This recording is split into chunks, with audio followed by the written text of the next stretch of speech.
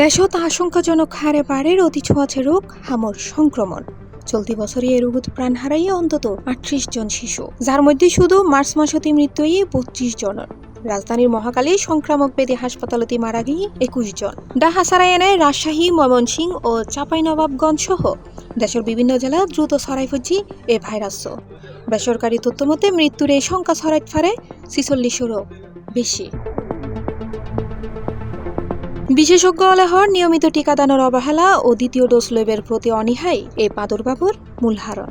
২০২৪ সালের রাজনৈতিক অস্থিরতা এবং গত বছর স্বাস্থ্যকর্মী অলদ ধর্মঘটের হারণে বিঘ্নিত হইল স্বাভাবিক টিকাদান কর্মসূচি। কিন্তু মাঠ পর্যায়ে টিকার মজুদ প্রায় শেষ হয়ে আইলেও পরিস্থিতি সামাল দিতে সরকার ইতিমধ্যে ৬৬০ কোটি টিয়ার নতুন টিকা ক্রয়ের প্রস্তাব অনুমোদন করছে।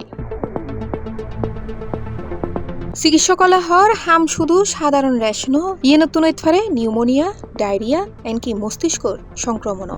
৯ মাসের কম বয়সী ও অপুষ্টিত ভোগা বাচ্চাল রই সবচেয়ে বেশি ঝুঁকির। র্যাশ উড়িবের ৩ দিন নতুন ৫ দিন আগে সংক্রমণের শুরু হয়।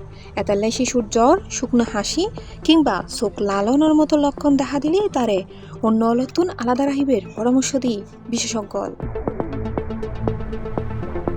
একজন আক্রান্ত শিশু ১২-১৮ জনরে সংক্রমিত করিতে পারে। এতাল্লাই হাঁচি কাশি শিষ্টাচার মানি চলন এবং পুষ্টিকর হানা নিশ্চিত করা জরুরি। আসন্ন ঈদুল আজহার আগে বিশেষ ক্যাম্পেইনের মাধ্যমে এই সংকট মোকাবেলার প্রস্তুতি লয় স্বাস্থ্য অধিদপ্তর। সি+ টিভি, চট্টগ্রাম।